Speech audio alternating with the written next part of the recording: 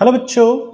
आज हम लोग का जो क्लास है ये केमिकल इक्वेशन एंड रिएक्शन यानी केमिस्ट्री के फर्स्ट चैप्टर का फोर्थ वीडियो है, जिसमें हम लोग क्या कवर करने वाले हैं और क्या कवर कर चुके हैं उसके बारे में बात कर रहे थे। देखिए, आज हम लोग पढ़ने जा रहे हैं केमिकल रिएक्शन। केमिकल रिएक्शन के क्या टाइप्स, और इससे पहले जितने भी हमारे केमिस्ट्री के फर्स्ट चैप्टर में टॉपिक्स थे वो हमने सभी क्लियर कर रखे हैं। तो अब हम लोग कौन कौन से केमिकल रिएक्शन के टाइप पढ़ रहे हैं, तो एक पढ़ेंगे हम लोग कॉम्बिनेशन रिएक्शन, एक पढ़ेंगे हम लोग डिकम्पोजिशन रिएक्शन, और एक पढ़ेंगे डिस्प्लेसमेंट रिएक्शन। देखिए, डिस्प्लेसमेंट रिएक्शन में दो केसेस होते हैं, एक होता है सिंगल डिस्प्लेसमेंट और एक होता है डबल डिस्प्लेसमेंट।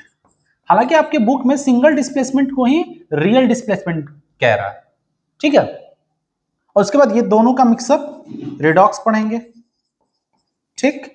फिर उसके बाद हम लोग पढ़ेंगे एक न्यूट्रलाइजेशन रिएक्शन, न्यूट्रलाइजेशन रिएक्शन, और फिर इसके बाद ये मतलब टाइप्स जो हैं वो क्लियर हो जाएंगे। फिर उसके बाद हम लोग देखेंगे आगे टॉपिक क्या, उसके बाद आई थिंक रेंसिडिटी है और कोरेजन है, वो टॉपिक क्लियर करके हम लोग आगे बढ़ जाएंगे, आई मीन चैप्टर खत्म हो जाएगा। तो अभी हम लोग स्टार्ट करते हैं फर्स्ट टाइप, जिसका नाम है कॉम्बिनेशन रिएक्शन।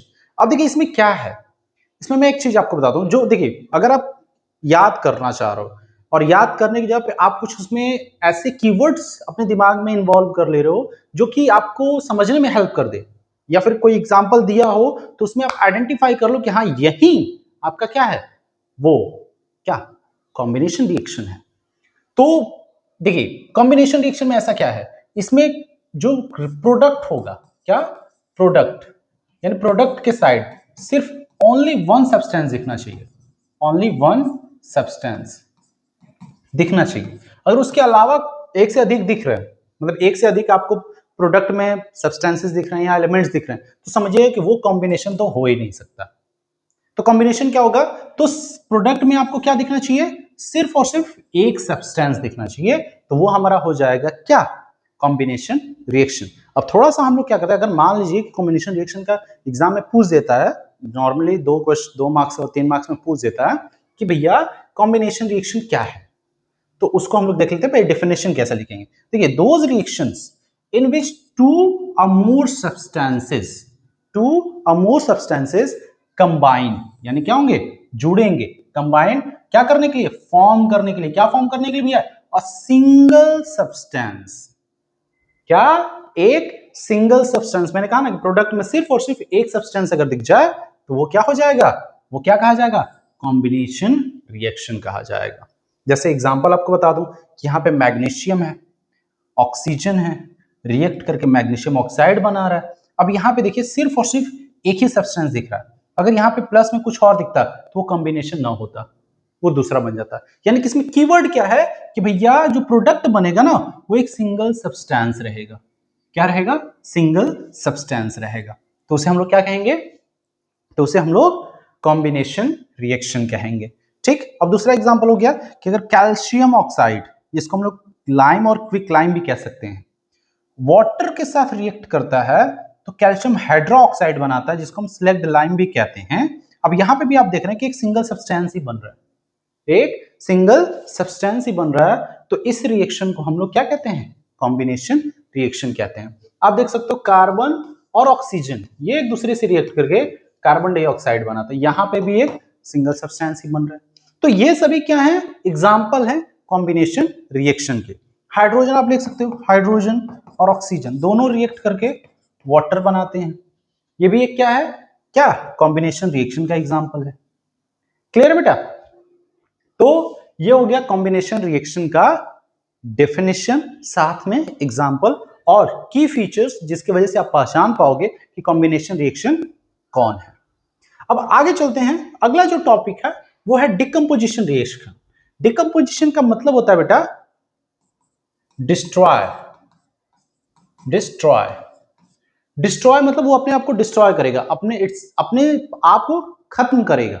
और इसमें क्या होता है कि इसमें देखिए, अब मैं बताता हूं इसका कीवर्ड क्या है, इसका कीवर्ड है, इसका कीवर्ड कि भैया इधर ना रिएक्टेंट में, क्या रिएक्टेंट में आपको सिर्फ और सिर्फ सिंगल सब्सटेंस दिखना चाहिए, सिंगल सब्सटेंस।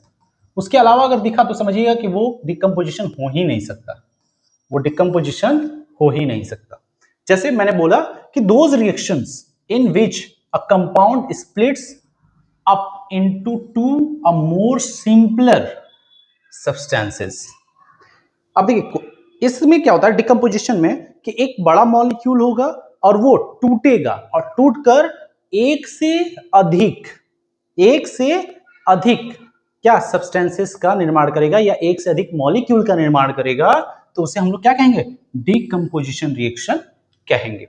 अच्छा ये आप देख रहे होंगे हिंदी में, अब कोई बच्चा हिंदी मीडियम का भी किसी भी बोर्ड का स्टेट बोर्ड का हो वो इस वीडियो से पढ़ सकता है, ऐसा नहीं कि सिर्फ सीबीएसई बोर्ड वाले ही पढ़ सकते हैं। अब आज इसका एक एग्जांपल देख लेते हैं। तो देखिए कैल्शियम कार्बोनेट है जिसको हम लोग कैल्शियम कार्बोनेट को लाइम स्टोन कहते हैं, सॉरी लाइम स्टोन कहते हैं, इसको क्या कहते हैं, लाइम स्टोन। तो या फिर ये मार्बल का भी फॉर्मूला है बेटा, मार्बल। तो ये जो आपका ना जिसको हिंदी में चूना पत्थर कहते हैं, तो कैल्शियम कार्बोनेट को जब हम लोग क्या करते हैं, हीट देते हैं, क्या देते हैं, हीट, तो वो कैल्शियम ऑक्साइड और कार्बन डाई ऑक्साइड क्या करता है, फॉर्म करता है। तो आप देख रहे हो कि रिएक्टेंट में अभी आपका सिर्फ और सिर्फ एक ही सब्सटेंस है, क्या है, एक ही सब्सटेंस है, और इसके बाद जो स्प्लिट होकर ये बनाया है यहाँ पे दो सब्सटेंसेस हैं, तो एक बड़ा मॉलिक्यूल दो छोटे मॉलिक्यूल का फॉर्म कर रहा है कि नहीं कर रहा है, दो फॉर्मेशन कर रहा है, तो ये एक तरह का क्या हो गया, डिकम्पोजिशन रिएक्शन हो गया। क्लियर। अब अगला एक एग्जांपल देखते हैं, पोटेशियम नाइट्रेट, सॉरी पोटेशियम करें, लेड नाइट्रेट। ये लेड नाइट्रेट है आपका और ये स्प्लिट हो रहा है, क्या हो रहा है, स्प्लिट हो रहा है, और स्प्लिट होकर क्या बना रहा है, lead lead oxide, nitrogen dioxide and oxygen. बेटा इस रिएक्शन का ना, इस रिएक्शन का लैब में यूज किया जाता है क्या बनाने के लिए, ऑक्सीजन बनाने के लिए। ऑक्सीजन बनाने के लिए लैब में इसी रिएक्शन का यूज किया जाता है। अब अगला जो है देखिए ये है सिल्वर क्लोराइड, क्या है, सिल्वर क्लोराइड। ये क्या करते हैं कि सनलाइट या कोई भी थोड़ी बहुत अधिक लाइट जो है उसको ऑब्जर्व करके ये क्या होते हैं, दो पार्ट में डिवाइड हो जाते हैं, एक सिल्वर और एक क्लोरीन। वैसे ही ये सिल्वर ब्रोमाइड ये भी क्या करते हैं, लाइट, दोनों सेम केसेस में लाइट ऑब्जर्व करते हैं और किसमें, सिल्वर और ब्रोमीन में ये बढ़ जाते हैं। इस दोनों रिएक्शन का यूज जो है ना बेटा, ये ब्लैक एंड व्हाइट फोटोग्राफी में किया जाता है, ब्लैक एंड व्हाइट फोटोग्राफी में।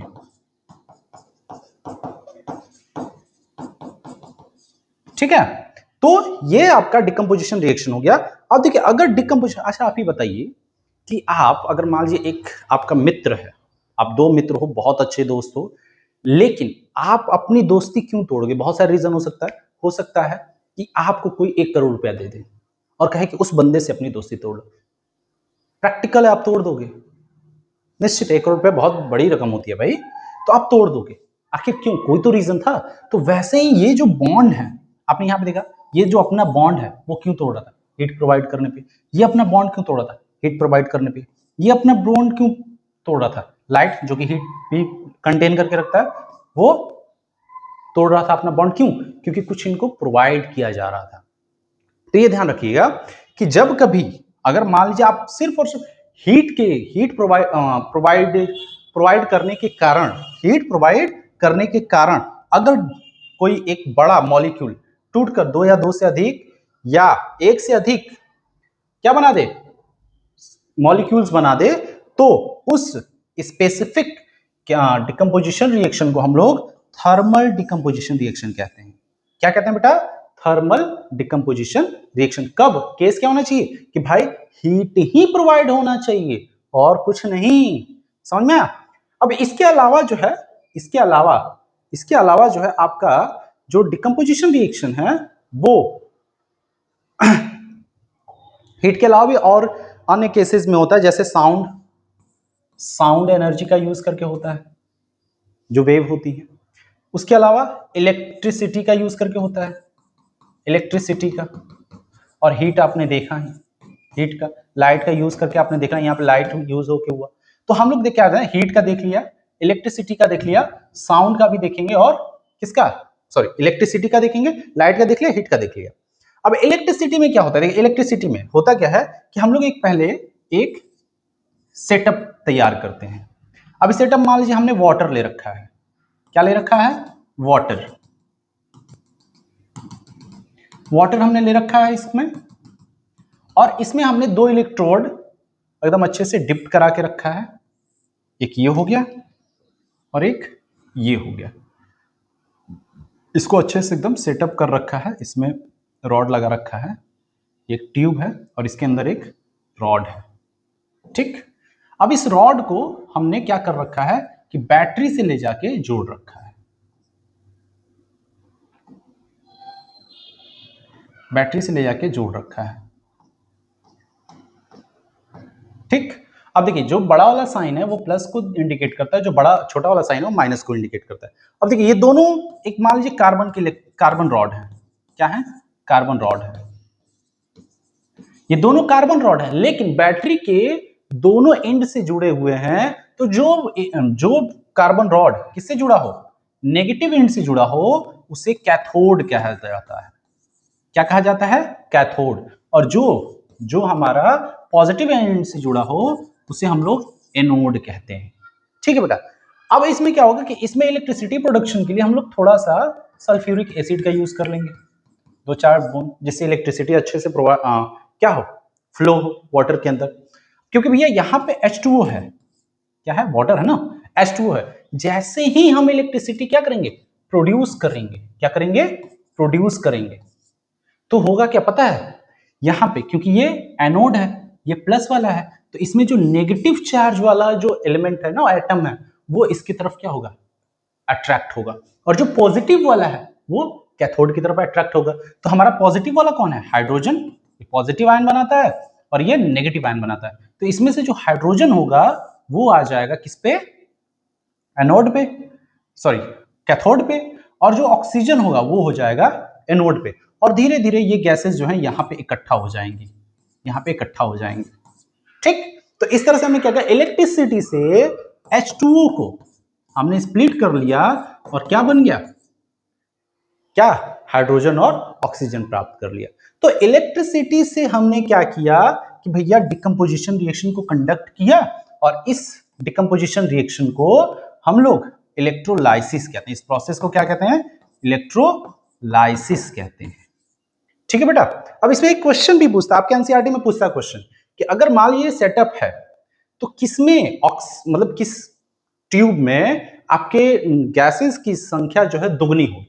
तो आप फॉर्मूले देख लो ना, हाइड्रोजन यहाँ पे दुगना है, ऑक्सीजन यहाँ पे सिंगल है, तो यहाँ पे इस वाले में हाइड्रोजन जो है यहाँ पे 2 टाइम्स होगा गैस और यहाँ पे 1।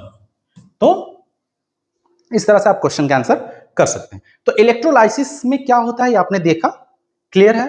अब हम आगे चलते हैं अपने अगले टॉपिक पे। अगला है हमारा सिंगल डिस्प्लेसमेंट रिएक्शन। ये एक डिस्प्लेसमेंट रिएक्शन का ही भाग है, और इसलिए इसको हम लोग क्या डिस्प्लेसमेंट रिएक्शन के भी नाम से जानते हैं। इसके नाम से, डिस्प्लेसमेंट रिएक्शन के नाम से।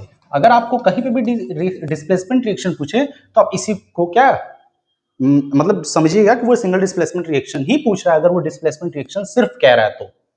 अब देखिए सिंगल डिस्प्लेसमेंट में रिएक्शन में क्या होता है। अब मैं एक छोटा सा एग्जांपल आपको समझा देता हूं कि अगर मान लीजिए कि एक बॉडी बिल्डर आदमी है और एक चेयर है यहाँ पे, और मेरे नहीं मतलब एक दुबला पतला सा एक लड़का है। अब दोनों में कंपटीशन है कि जो भाई मजबूत होगा वो क्या करेगा, उस चेयर पे बैठेगा, और जो कमजोर होगा उस चेयर पे नहीं, मतलब दोनों में झगड़ा होगा, जो मजबूत होगा वो बैठ जाएगा। ऐसा ही डिस्प्लेसमेंट रिएक्शन में भी होता है। होता क्या है कि आपको शायद मैंने फर्स्ट वीडियो में बता रखा है कि कौन से ऐसे एलिमेंट हैं जो केमिस्ट्री में बहुत बलशाली कहे जाते हैं, और कौन से ऐसे एलिमेंट हैं जो वीक कहे जाते हैं, यानी कौन बॉडी बिल्डर है और कौन वीक है, जो दुबला पतला है। तो उस सीरीज को आप देख लीजिएगा जिसको रिएक्टिविटी सीरीज के नाम से जाना जाता है। और उसमें सबसे पहले मैं बता दूं, पहले सोडियम होता है, फिर कैल्शियम होता है, फिर मैग्नीशियम होता है, सॉरी पहले पोटेशियम होता है, फिर सोडियम होता है, फिर कैल्शियम होता है, फिर मैग्नीशियम होता है, फिर एल्यूमिनियम होता है, और फिर ऐसे धीरे धीरे धीरे धीरे सब एलिमेंट आते जाते हैं जो मोस्टली रिएक्ट करते हैं अपने आसपास, मोस्ट रिएक्टिव में आते हैं। तो उसमें क्या होता है कि आप देख लीजिए, यहां पे पहले मैं बता दूं कि those reactions in which one element takes place the place of another element in a compound are known as displacement reaction. मतलब कि भैया वो रिएक्शन जिसमें एक एलिमेंट जो है दूसरे एलिमेंट का क्या ले ले, स्थान ले ले, दूसरे एलिमेंट को हटा के उसका स्थान ले ले, तो उस रिएक्शन को हम लोग क्या कहते हैं, तो उसे हम लोग डिस्प्लेसमेंट रिएक्शन के नाम से जानते हैं, या फिर सिंगल डिस्प्लेसमेंट रिएक्शन के भी नाम से जानते हैं। अब इसमें देखिए एग्जांपल क्या हो गया कि देखिए यहां पे कॉपर सल्फेट है, ये जिंक है। अब यहां पे क्योंकि जिंक जो है कॉपर से अधिक शक्तिशाली है, तो वो क्या करेगा कि इनको भैया को हटाएगा और क्या बनाएगा, Zn SO4। और Zn SO4 बना के बेचारी ये कॉपर को उस सॉल्यूशन में डिपॉजिट करा देगा। तो ये जो बनेगा ना, ये आपका कलरलेस होगा। क्या होगा, कलरलेस होगा। अब आपको बता दूं कि आप कैसे कलर पहचानोगे। तो कुछ जैसे आप बता दूं कि जो जिस एलिमेंट के कलर्स लगभग सिल्वर के आसपास, मतलब उस कलर में हो, अगर वो कभी भी रिएक्शन करते हैं तो ज्यादातर केसेस में जो सॉल्यूशन होता है वो कलरलेस ही होता है। और अब जब भैया ये अब इससे सल्फ कॉपर सल्फेट से निकल गए जो ब्लू कलर का था, तो अब ये कैसे अपना ओरिजिनल आएंगे, जो कि क्या होता है, इनका ब्राउन कलर होता है। ठीक, अब आ जाइए, अगर कॉपर क्लोराइड किससे, लेड से रिएक्शन करता है, तो देखिए कॉपर जो है एक लेस रिएक्टिव एलिमेंट है, ये लेड से भी लेस रिएक्टिव है, तो ये क्या करेगा भैया, ये शक्तिशाली है, इसमें से इनको हटाएगा, क्या बनाएगा, लेड क्लोराइड, और कॉपर यहां पे डिपॉजिट हो जाएगा। तो इस तरह से आप देख रहे हैं कि एक मोस्ट रिएक्टिव एलिमेंट जो है एक लेस रिएक्टिव एलिमेंट को क्या कर दे रहा है, डिस्प्लेस कर दे रहा है, और इस वजह से ऐसे रिएक्शन को हम लोग क्या नाम दे रहे हैं, डिस्प्लेसमेंट रिएक्शन नाम दे रहे हैं। अब अगला जो हमारा टॉपिक है वो है double displacement reaction. Double displacement reaction में क्या होता है कि देखिए इसमें दो अलग अलग कंपाउंड्स होंगे, दो अलग अलग कंपाउंड्स होंगे, और वो अपने आयन का एक्सचेंज करेंगे। क्योंकि देखो बेटा, देखो यहां पे सिल्वर नाइट्रेट, सोडियम क्लोराइड, यहाँ पे सोडियम जो है, अगर सोडियम क्लोराइड बना रहा था तो वहां पे वो आयन में कन्वर्ट हो रहा था, यहाँ पे भी ये आयन में कन्वर्ट होंगे, यानी ये दोनों आयनिक कंपाउंड्स हैं। अब ये दोनों एक दूसरे से रिएक्ट करेंगे, ये दोनों एक दूसरे से रिएक्ट करेंगे और अपने पोजीशन को क्या करेंगे, चेंज करेंगे। और पता बेटा, जब पोजीशन को ये अपना चेंज करते हैं तो इसमें क्या होता है कि इसी में प्रेसिपिटेट भी बनता है, इसी रिएक्शन में प्रेसिपिटेट भी बनता है, और इसलिए कहीं कहीं इस रिएक्शन में इसको प्रेसिपिटेशन रिएक्शन भी कहा जाता है, प्रेसिपिटेशन रिएक्शन भी कहा जाता है, प्रेसिपिटेशन रिएक्शन भी कहा जाता है। तो देखिए यहां पे क्या हुआ, सिल्वर नाइट्रेट, सोडियम क्लोराइड एक दूसरे से रिएक्शन के दौरान अपने आयन को एक्सचेंज किए, तो सोडियम अब यहां से आयन अपना एक्सचेंज करेगा तो आएगा नाइट्रेट के पास, तो बनाएगा सोडियम नाइट्रेट, और यहाँ पे सिल्वर जो है अपना आयन चेंज करेगा तो आएगा क्लोरीन के पास, बनाएगा सोडियम क्लोराइड, अरे सिल्वर क्लोराइड। अब यहाँ पे ये जो है एक व्हाइट कलर का प्रेसिपिटेट है, आप भी आप पिछले वीडियो में देखे होंगे कि प्रेसिपिटेट को या तो यहाँ पे S लिख देंगे, या फिर इसको न लिख के हम यहाँ पे एक एरो का साइन दे देंगे, या फिर यहाँ पे PPT लिख देंगे जिस कलर में है, तो वो प्रेसिपिटेट को क्या करेगा, इंडिकेट करेगा, और ये मेरा बनेगा एक्वस सॉल्यूशन। ठीक है बेटा, अब वैसे ही अब मैं आपको यहां पे एक रिएक्शन दे रखा हूं, अब यहां पे आपको बताना है कि भैया यहां पे ये इन दोनों में जैसे रिएक्शन हुआ, पहले बेरियम क्लोराइड था, सोडियम सल्फेट था, आयन एक्सचेंज किए, तो ये सोडियम जो है अपना आयन एक्सचेंज किया इसके साथ, तो ये इसको हटाया और इस किसके साथ आ गया, क्लोरीन के साथ आ गया, सोडियम क्लोराइड बना दिया। अब बेरियम अपना एक्सचेंज किया तो सल्फेट के साथ आया, बेरियम सल्फेट बना दिया। लेकिन अब आपको इसमें बताना है कि भैया प्रेसिपिटेट कौन, यानी पीपीटी किसके बगल में जाएगा, प्रेसिपिटेट किसको कहेंगे।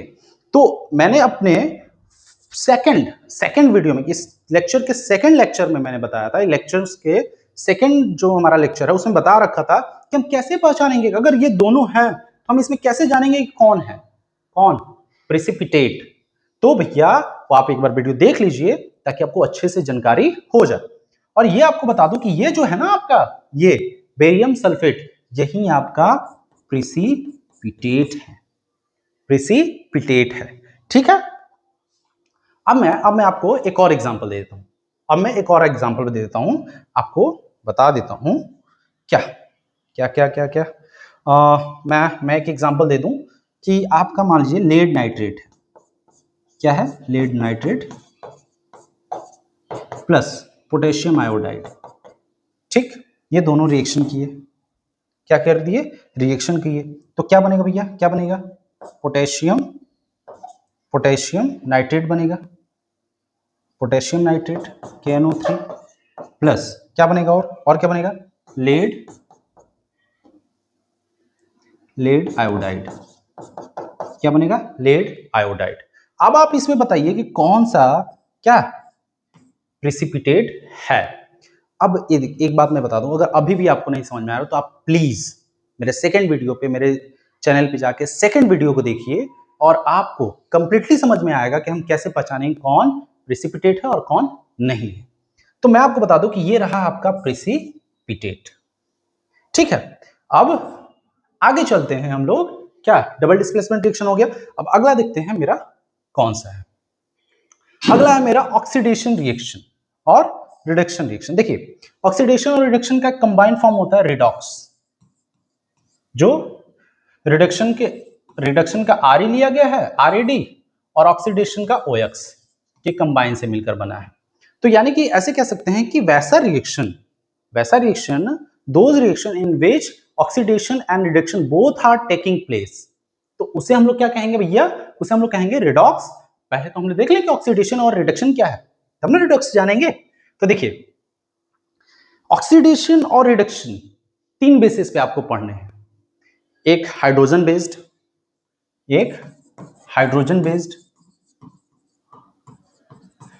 और एक ऑक्सीजन बेस्ड और एक इलेक्ट्रॉन बेस्ड। ठीक, ये 3 बेसिस पे आपको पढ़ना है। अभी मैंने जो लिख रखा है वो हाइड्रोजन और ऑक्सीजन पे, इलेक्ट्रॉन बेस्ड मैं इसके तुरंत बाद समझाऊंगा। अभी देख लीजिए, the addition of oxygen to a substance, मतलब अगर ऑक्सीजन जो है किसी सब्सटेंस से जाके जुड़ जाए, ये हो जाए, या फिर क्या हो जाए? Removal of hydrogen from a substance, किसी सब्सटेंस से हाइड्रोजन हट जाए, तो वो क्या हो जाता है? ऑक्सीडेशन रिएक्शन हो जाता है। एग्जाम्पल के तौर पे आप देख लीजिए, यहां पे कॉपर ऑक्साइड है, हाइड्रोजन है। अब यहां पे क्या हुआ कि यहां से ऑक्सीजन जो है हट के कहां चला गया? H2 पे, यानी H2 के साथ हो गया ये। तो आप देखिए कि अगर यहां से ऑक्सीजन हटा तो भाई oxygen of removal of oxygen यहां पे देख लेते हैं, पर रिडक्शन भी देख लेते हैं। रिडक्शन किसको कहते हैं? तो at the addition of hydrogen to a substance, किसी सब्सटेंस से हाइड्रोजन का जुड़ना। सेम उसका उल्टा, अगर ऑक्सीजन जुड़ा है किसी सब्सटेंस से, जुड़ रहा है तो ऑक्सीडेशन, अगर हाइड्रोजन जुड़ रहा है तो रिडक्शन। या फिर ऑक्सीजन का किसी से हटना, अगर ऑक्सीजन किसी से हट रहा है तो हो रहा है रिडक्शन, ऑक्सीजन किसी से हट रहा है तो वो हो रहा है रिडक्शन। या फिर हाइड्रोजन किसी से जाके जुड़ रहा है, या हाइड्रोजन किसी से जाके जुड़ रहा है, या फिर हाँ, हाइड्रोजन किसी से जाके जुड़ रहा है तो वो हो जाता है क्या? रिडक्शन। क्लियर है? क्लियर है? ऑक्सीडेशन एंड रिडक्शन में एक बार फिर क्लियर कर देता हूं। ऑक्सीजन किसी से जाके जुड़ गया तो जुड़ा तो ऑक्सीडेशन, और जाहिर बात है कहीं से हटा तो वो हो जाएगा रिडक्शन। अगर हाइड्रोजन कहीं पे जाके जुड़ गया, ऑक्सीजन जुड़ा तो ऑक्सीडेशन, हाइड्रोजन जाके जुड़ गया तो वो रिडक्शन। उल्टा, ये जुड़ा तो रिडक्शन, वो जुड़ा तो ऑक्सीडेशन। अगर ये जहां से हटा वहां से ऑक्सीडेशन, और जहां से ऑक्सीजन हटा वहां से रिडक्शन। क्लियर? अब मैं एग्जांपल आपको दिखा देता हूं। देखिए, यहां पे कॉपर ऑक्साइड था, यहां से ऑक्सीजन हट गया है, देखिए अगले स्टेप में हट गया है, और हट के कहां जुड़ गया है? हाइड्रोजन में, यहां पे दिख रहा है आपको? तो मैं आपको बता दूं कि यहां से यहां का प्रोसेस, क्योंकि ऑक्सीजन हटा तो ये हो जाता है रिडक्शन, और यहां से यहां का प्रोसेस हो जाता है ऑक्सीडेशन। ठीक, अब यहां से यहां का प्रोसेस ऑक्सीडेशन, यहां से यहां का प्रोसेस रिडक्शन हो गया। समझ में आया कि नहीं आया? क्लियर है ना? ठीक, अब मैं आपको बताता हूं, देखिए अब मैं आपको बताता हूं आगे। ये तो आपको इलेक्ट्रॉन ऑक्सीजन बेस्ड हो गया, हाइड्रोजन बेस्ड हो गया। लेकिन अब जी देखिए, जिस सब्सटेंस से ऑक्सीजन हटता है, जिस सब्सटेंस से ऑक्सीजन हटता है उसको हम बोलते हैं ऑक्सीडाइजिंग एजेंट। क्या बोलते हैं? ऑक्सीडाइजिंग एजेंट बोलते हैं। ठीक, और जिस सब्सटेंस से जाके जुड़ गया, किससे जुड़ा था? इससे, तो इसे हम लोग बोलते हैं रिड्यूसिंग एजेंट। क्या बोलते हैं? Reducing agent. अच्छा, जिस सब्सटेंस से ऑक्सीजन हटता है, जिस सब्सटेंस से ऑक्सीजन हटता है वो हो जाता है रिड्यूस्ड, कम हो जाता है। जिस सब्सटेंस से ऑक्सीजन हट गया वो हो गया मेरा रिड्यूस्ड, और जिस सब्सटेंस से आके जुड़ गया, इससे जुड़ा ना, ये हो गया ऑक्सीडाइज्ड। Oxidised, clear? तो हाइड्रोजन यहां पे ऑक्सीडाइज्ड हो रहा है, कॉपर ऑक्साइड रिड्यूस्ड हो रहा है, और कॉपर ऑक्साइड को हम लोग क्या कहेंगे? ऑक्सीडाइजिंग एजेंट कहेंगे, और हाइड्रोजन को हम लोग रिड्यूसिंग एजेंट कहेंगे। क्लियर है? ये हमारा हो गया हाइड्रोजन बेस्ड और ऑक्सीजन बेस्ड क्या? Oxidation and reduction. अब हमारा अगला टॉपिक जो है वो है क्या? इलेक्ट्रॉन बेस्ड क्या? Oxidation and reduction. वो मैं आपको समझा देता हूं। देखिए पहले क्या होगा, पहले क्या हो रहा है, मैं आपको एक एग्जांपल दे रहा हूं। कॉपर ऑक्साइड है, कॉपर ऑक्साइड। मैं थोड़ा सा पेन दूसरा ले रहा हूं। ये हो गया आपका कॉपर ऑक्साइड प्लस हाइड्रोजन था। मैं इसी एग्जांपल का लेके आपको समझा दे रहा हूं। और ये आपको क्या बन रहा है? आपको क्या बन रहा है? हाँ, कॉपर बनेगा और वाटर बनेगा। अब देखिए थोड़ा सा और आपको इसको थोड़ा और डिटेल में समझाता हूं इसको। ये क्या था? यहां पे कॉपर अपने आयनिक फॉर्म में होगा, होगा कॉपर क्या होगा? अपने आयनिक फॉर्म में होगा। ऑक्सीजन भी यहां पे आयनिक फॉर्म में भी होगा। हाइड्रोजन यहां पे अपने आयनिक फॉर्म में होगा, क्योंकि भाई इलेक्ट्रॉन लॉस की अरे कंपाउंड बनाया है, तो मान लीजिए यहां पे H2 में है। अब देखिए यहां पे पहले समझिए, यहां पे मैं आपको पहले ये बता दूं कि oxygen based sorry electron based जो है वो रिडक्शन और ऑक्सीडेशन कब कहेंगे? देखिए द प्रोसेस क्या? जिसमें इलेक्ट्रॉन लॉस हो, इलेक्ट्रॉन लॉस हो, तो उसे हम लोग कहेंगे क्या? ऑक्सीडेशन। ठीक, और ये प्रोसेस, द प्रोसेस जिसमें क्या हो? इलेक्ट्रॉन गेन हो, इलेक्ट्रॉन गेन हो, तो उसे हम लोग कहेंगे रिडक्शन। ठीक, पहले ये समझ लीजिए ऑक्सीडेशन रिडक्शन क्या होगा। भैया इलेक्ट्रॉन गेन हुआ, सॉरी इलेक्ट्रॉन लॉस हुआ ऑक्सीडेशन, इलेक्ट्रॉन गेन हुआ रिडक्शन। अब यहां पे समझाता हूं। देखिए ये कॉपर ऑक्साइड, कॉपर और ऑक्सीजन का इंटरनल जो स्ट्रक्चर है, मतलब जो इंटरनल जो उनका फॉर्म है ये है। अब इसमें क्या होगा कि जब ये यहां से ऑक्सीजन हटेगा तो जाहिर सी बात है ये इनको क्यों छोड़ेगा? जो दिया है इलेक्ट्रॉन वो वापस लेगा, इलेक्ट्रॉन का ये गेन करेगा। इलेक्ट्रॉन का गेन करके ये क्या बन जा रहा है? ये बन जा रहा है ये इलेक्ट्रॉन का गेन हुआ, यानी यहां पे क्या हो गया? रिडक्शन। यहां से इलेक्ट्रॉन गेन हुआ, क्या हो गया? रिडक्शन। ठीक, अच्छा इलेक्ट्रॉन का लॉस होगा, इलेक्ट्रॉन का लॉस होगा। अब ये हाइड्रोजन बेचारा ऑक्सीजन से जुड़ेगा तो इलेक्ट्रॉन लॉस करता है, ये इलेक्ट्रॉन लॉस करता है, तो यहां से बेचारा ये इलेक्ट्रॉन जो है लॉस करके क्या बनाएगा? क्या बनाएगा बेटा? क्या बनाएगा? वो हाइड्रोजन प्लस बनाएगा। इलेक्ट्रॉन लॉस करेगा तो हाइड्रोजन क्या बनाएगा? प्लस बनाएगा। अब हाइड्रोजन प्लस बनाएगा तो इलेक्ट्रॉन लॉस किया ना, यहां से ये इलेक्ट्रॉन लॉस होकर ये बना, तो इलेक्ट्रॉन लॉस हुआ तो ये क्या हो जाएगा? ये हो जाएगा, ये हो जाएगा आपका क्या? ऑक्सीडेशन। क्या हो जाएगा? ऑक्सीडेशन। क्लियर? कोई दिक्कत? अब क्योंकि रिडक्शन और ऑक्सीडेशन समझ में आ गया, अब क्या होगा कि अब क्या होगा कि अब इसमें ऑक्सीडाइजिंग एजेंट, रिड्यूसिंग एजेंट, फिर reducing agent, oxidised and reduced. अब देखिए बेचारा ये इलेक्ट्रॉन ले लिया, क्या कर लिया, इलेक्ट्रॉन ले लिया और लेकर अकेला हो गया। पहले इसके साथ था, अब क्या हो गया, अकेला हो गया। तो ये क्या हो गया, यहां पे ये जो पार्ट है वो हो गया रिड्यूस्ड। क्या हो गया, रिड्यूस्ड। क्लियर। लेकिन लेकिन बेचारा ये जो है इलेक्ट्रॉन गेन करके, सॉरी इलेक्ट्रॉन लॉस करके अपनी संख्या बढ़ा ली। यहाँ पे 2 लोग हो, अकेला था 2 लोग हो, तो ये क्या हो गया, ये ऑक्सीडाइज्ड हो गया। ये क्या हो गया, ऑक्सीडाइज्ड हो गया। अब जाहिर सी बात है ये इलेक्ट्रॉन दे रहा था, तभी तो इसको ये छोड़ के भागा।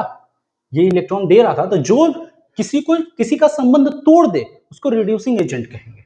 तो ये मेरा क्या हो गया, रिड्यूसिंग एजेंट भी हो गया। अब बेचारा जो किसी के लिए अपना रिश्ता तोड़ दे, किसी की खुशी के लिए अपना रिश्ता तोड़ दे, वो ऑक्सीडाइजिंग एजेंट हो जाता है। तो यहां पे ये जो होगा वो क्या होगा, ऑक्सीडाइजिंग एजेंट हो जाएगा। क्लियर बेटा। तो इलेक्ट्रॉन बेस्ड जो है ऑक्सीडेशन रिडक्शन और उनके टर्म समझ में आए, टर्म समझ में आए। और जब ये दोनों प्रोसेस साथ साथ हो, जब ये दोनों प्रोसेस क्या हो, साथ साथ हो, तो उन्हें हम लोग क्या कहते हैं, रिडॉक्स रिएक्शन कहते हैं। क्लियर है, क्लियर है। अब बेटा इससे रिलेटेड जो है ना, इससे रिलेटेड हमारे लाइफ में कुछ इवेंट्स होते हैं, कुछ इवेंट्स होते हैं, कुछ। अब वो क्या क्या होते हैं, पहले मैं समझाता हूं कोरिजन क्या है। कोरिजन, कोरिजन भी एक क्या है, प्रोसेस है। क्या है, प्रोसेस है। किसके साथ ये होता है भैया, अब ये होता है मेटल के साथ। ये क्या होता है, मेटल के साथ। अब इसमें मेटल में होता क्या है कि भैया ये धीरे धीरे जो है, धीरे धीरे एयर, मॉइस्चर और एसिड, एयर, मॉइस्चर और एसिड के कारण धीरे धीरे क्या होता है, ये नष्ट हो जाता है। धीरे धीरे ये नष्ट हो जाता है। तो क्या कहते हैं उसको, उस प्रोसेस को हम लोग कोरेजन कहते हैं। धीरे धीरे इसके सरफेस पे इसका जो मेटल होगा, मेटल से रिएक्ट करते हैं कौन, ये एयर, ये मॉइस्चर और ये एसिड, और रिएक्ट करके ऊपर, उसके ऊपर एक नया सब्सटेंस का फॉर्मेशन करते हैं, जिससे वो अपना खुद का, जैसे आयरन है, आयरन ये अपना खुद का अस्तित्व खो देता है और धीरे धीरे क्या होता है, खत्म हो जाता है, डिस्ट्रॉय हो जाता है। तो इस प्रोसेस को हम लोग क्या कहते हैं, कोरोजन कहते हैं। क्लियर है बेटा।